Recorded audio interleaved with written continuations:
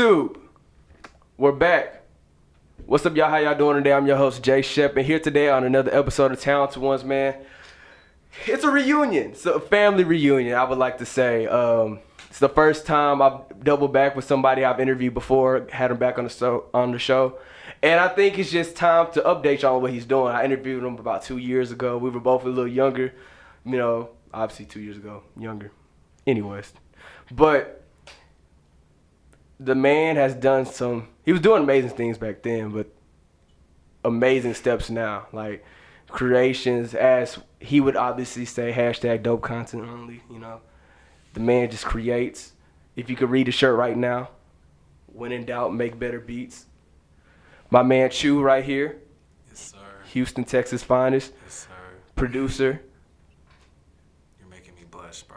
I was about to hit him with another gem. But how you doing today, man? I'm chilling, bro. I'm actually really happy to be here. I was telling you, I've been trying to get back on here for a while, bro. Man, bro. I think we just been busy. You got your stuff going on. Yeah. We're gonna get into. You've been blowing up too, bro. Like it's amazing. Like this, you didn't have this going on the last time I was here. Like this is crazy that you got all this going on. I appreciate that. Shout out to 92 Kales, man. Located in Houston, Texas. Plug time. Shout out to home team. But yes, man, I want to just get straight into it, man. You've had a lot of great success since the last time we've talked, and I want to start off with a business success first and foremost. Okay. You're a label owner now. Yes. Let me know how did that come about? Like, how did that start?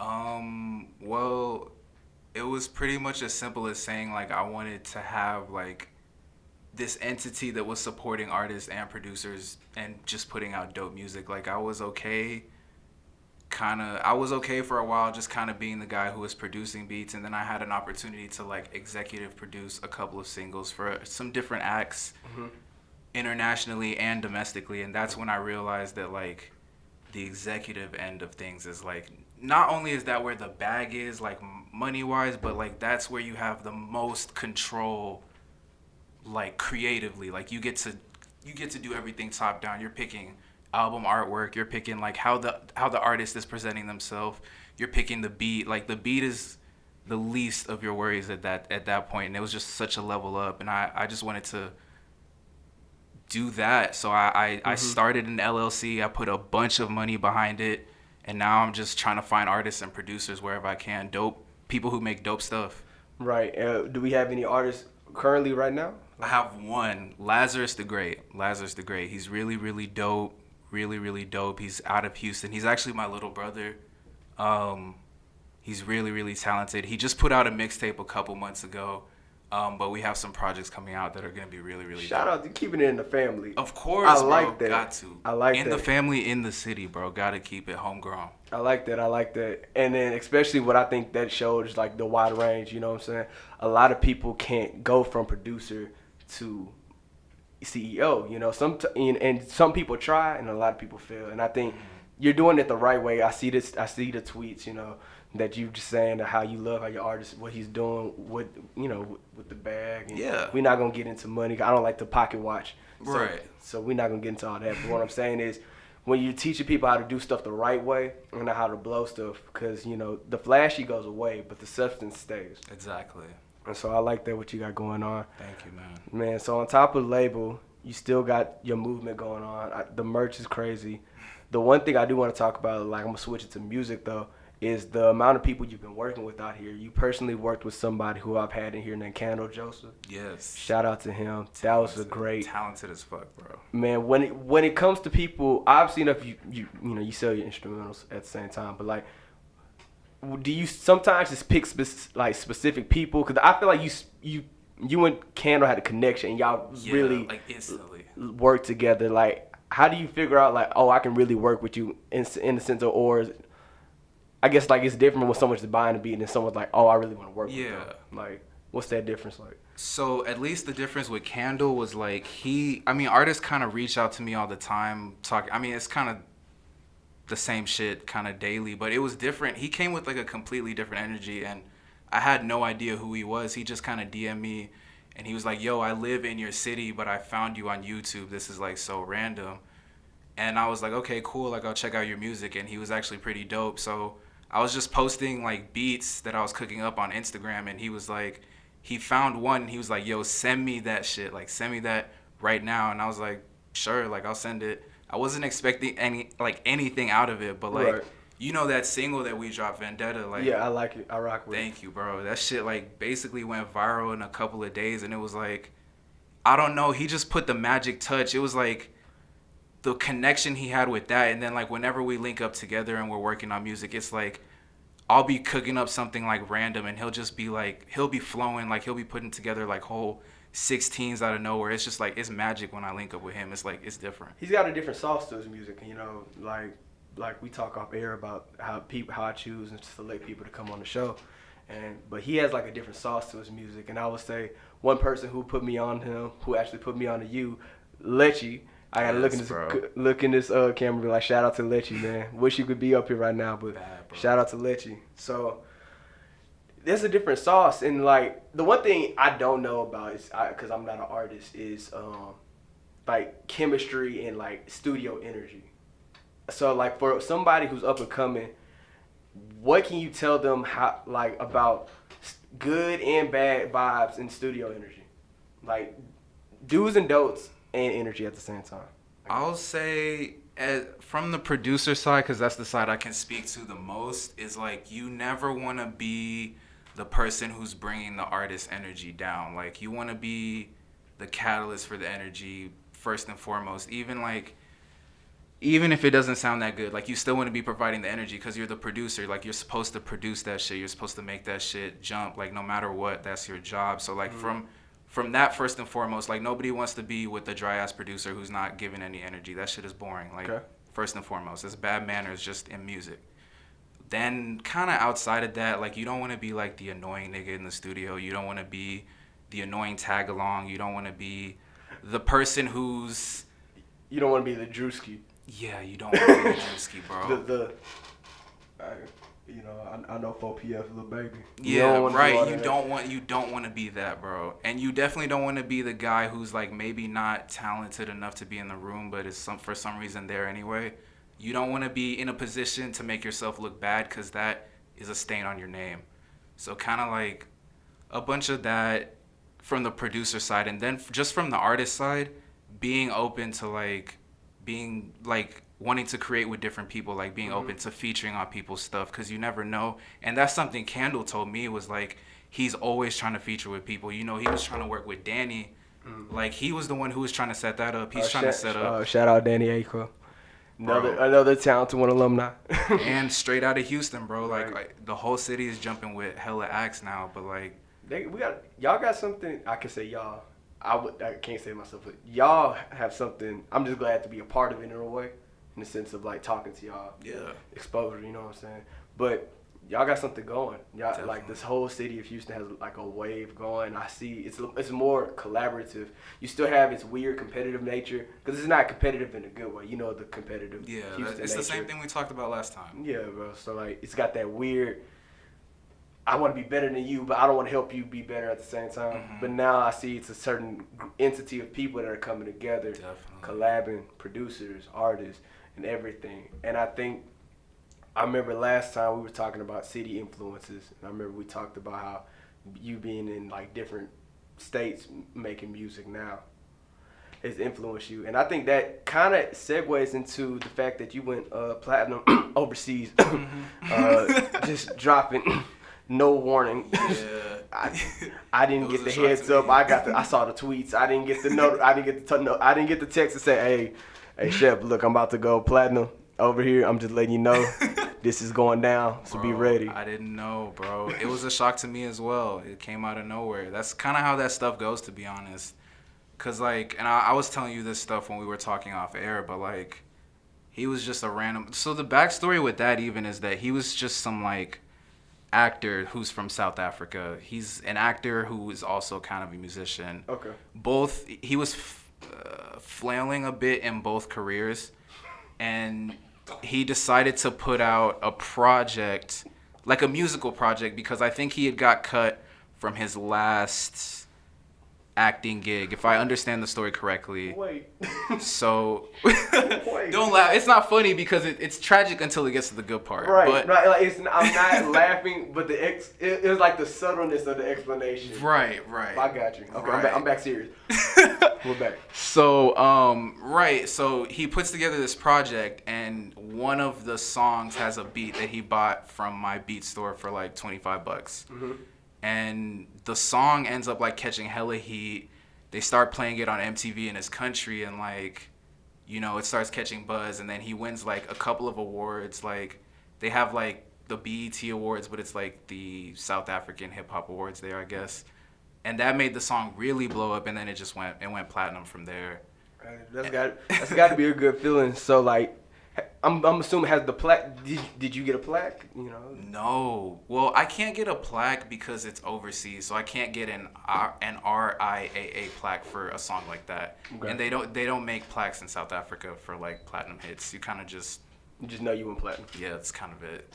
I mean, but here's the thing: the feeling of just knowing that, like, okay, one of my tracks went platinum. It's got to be still a great feeling. It's fucking dope, bro. It's fucking dope. That's a great thing, man. I think that I'm not gonna lie to you. Knowing you, and I already know your talent, man. That didn't shock me that you went platinum, but to still see that somebody, we're cool off camera, you know. Yeah. So like, just to see somebody that I rock with and I want to see do great was like go platinum. I was like, this guy, he really making. Like I hit that what was that? Paid in Full. Paid in Full. Well, he was like, he was really making this money out here. He really, this guy's really making this money out here. And so, in a good way. So, and I think that just is a testament to God's plan for you, man. Congratulations, bro. Thank you, bro. Thank you. And so, it's interesting. Ties in. I love how segues work. You know, I asked this question to everybody on Talented Ones, and I've already asked you this one time. Okay. But I have to re-ask you again. Of course. Because you have more success now. You have a platinum. Bro, you're really like you're gassing me, bro. Like, okay, like, let's be honest here. Like, are we? Am I not stating facts though? You're stating facts. You are stating. All right, so I got to get my due diligence when due diligence is due. People have to know what we're talking about. You know who we're talking to.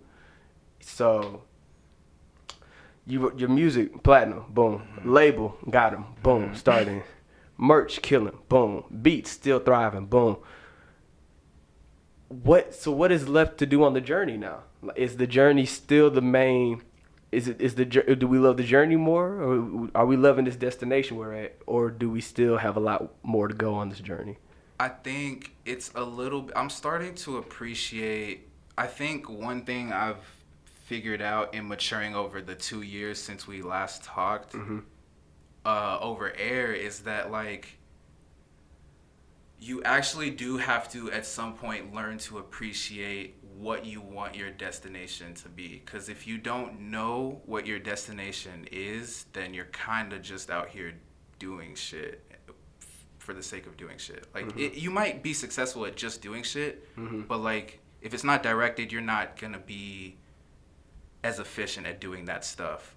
So kind of with that being said, I've developed more of a desire. Like obviously, like you said, I've like branched my business out. Mm-hmm. So now I'm kind of at a point where I just want to become like omnipotent, basically, like, or not omnipotent. Dictionary word. Omnipresent, basically meaning like I want to be present everywhere. Like I want ideally every single person on the planet to be consuming some type of content or some kind of product from me, whether it be they're wearing my clothes, watching something that I produced on YouTube or on TV, listening to some music that I made on the radio, watching a movie where I produced the soundtrack. Like I want to be everywhere. You want that market share? Yes, on everything. You know, everything. That's crazy. And not to mean to cut you off, but I just watched the interview earlier with QC, and P was talking about how he wanted 80% of the market share. Now, do I think that's a lot? Yeah. But at the same time, to have that goal to be everywhere like you are, that resonated with me, because I was like, that makes sense. I can relate to that on a business level, how you want your stuff watched. You want your beats heard everywhere. You want your clothes worn everywhere. You want someone to consume something from you. I get that. Like, I want this show to be seen everywhere. I want people to rock the merchandise that we got coming out soon. Oh, You see how I just did that plug real quick? Shit, nice. That was subtle. See, It was clean. I wasn't doing that 2 years ago.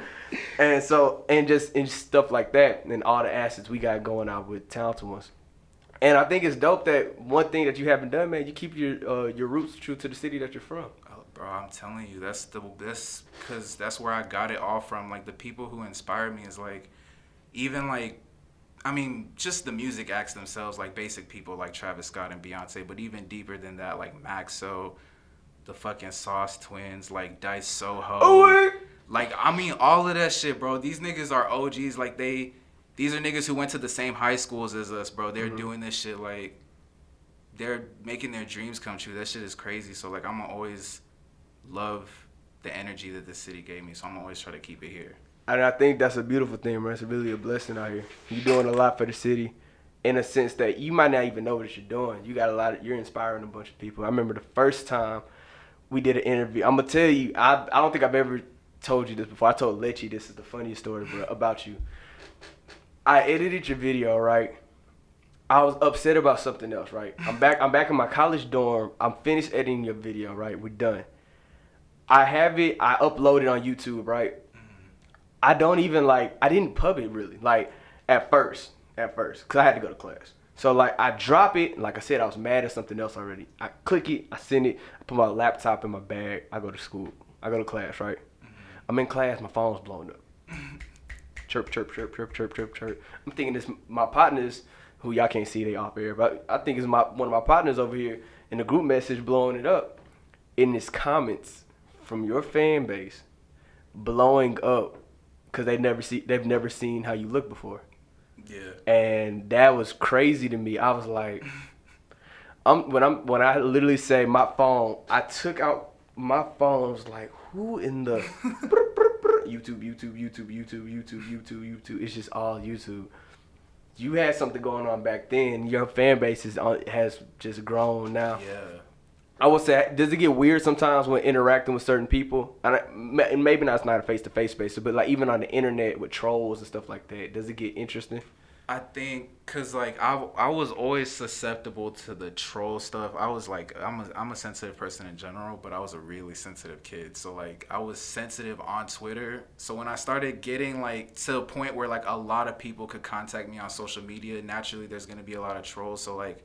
Right. My desire early on was to respond to every single troll, but like, I eventually noticed that besides the fact that that was kind of hurting my image, like, cause I wasn't responding to all of them in the most tactful manner. Right. Like, it also took a lot of energy out of me. You wasn't PRing it. I was not. I was not at all, and I was draining myself, and I was hurting my business at the same time. So like. All right, Chu. So at this point. We didn't talk about a lot. We've talked about all the stuff you've had going on that you're currently doing. Get into the bag, making money, faithful black man. Absolutely. Man, just gotta love everything that you're doing out here. So, what is next now? Cause that's my thing. Like I'm already tuned in and locked in. But what's next so the people can know what to expect from you now? I think I want to start creeping into the industry as my own entity. That is definitely what I want to do. So with my own artists and with my own singles, like on some DJ Khaled type shit. So I have some like, I don't want to like give too much away, but I do have some dope singles coming with some really, really dope big acts. Hey man, we do exclusives around here. We just let you know. So if you want to drop one exclusive, I don't need the whole line. I just want one exclusive. Well, the thing I've learned about acting like a label executive is that if you count your chickens before they hatch, then you can end up looking really bad. So I just want to make sure. Oh my God, that's terrible. Nah, you good. I'm sorry. I just want to make sure everything is like set in place. I promise I'll be back with another interview to give you the exclusive. But it is dope shit that everybody needs to be looking out for. That I can say that much. Okay. Well, since you said that, let the people know your social medias. If they don't know you already, I'm pretty sure your fan base is gonna be crawling back in the comments again. Yes, definitely. So, but let the people know your social media for the new listeners. Okay, social media on Instagram and Twitter is at Prod by Chu, so PRODBYCHU. That's on Instagram and Twitter. YouTube, and if you just honestly search Chu Beats on YouTube or Google, you'll find me. I think that's basically everything. Like, I don't really use anything else. If you search Chu on SoundCloud, you'll find me there. Like, basically just search Chu or Chu Beats, like, on any search engine, you'll find me. And he's trying to be humble right now. Ain't cool, but I'm gonna talk my little mess into this camera right here. Y'all know where to find me at King_J Shep on Twitter and IG, at TalentedOnes on Twitter, at _TalentedOnes Everybody follow him. on IG. Please, we need the follows. We got some big stuff coming out here. Don't want to drop too much. I'll drop a little exclusive. We got the merchandise on the way. It's just really 2020's been hard. I don't know about for you, just on a level of a whole bunch of things. It's been hard, but it's been blessings. Yeah. It's been interesting. It's been literally bittersweet. Yes. The world has been, I feel like, bitter, but my personal, in some ways, has been sweet. Learned a lot of lessons. Had to move carefully. If you just wondering, we're 6 feet apart. CDC registered. We're good around here. Look, damn, what's that thing called? What employee? What? Essential, boom, essential employee around here, because we the only employees, well, my employee with the team. Y'all know what I'm saying. Anyways, I think it's been a great talk, man. Chu, it's been a blessing to have you on the show, man. Appreciate you. You're always welcome back here at the TO compound, the TalentedOnes family. Shout out to 92 Kills for letting us use the studio. As always, make sure to listen to the radio show on Saturdays from 2 to 4 p.m. with me, but myself and Uncle X, or Uncle X and I, to be grammatically correct. Sorry, Mom. And just to say this, great producer, platinum track, great show, T.O., we in, we were out. Appreciate y'all for listening, watching. Make sure you like, subscribe, and comment to this video, and be on the lookout for more content. Appreciate y'all.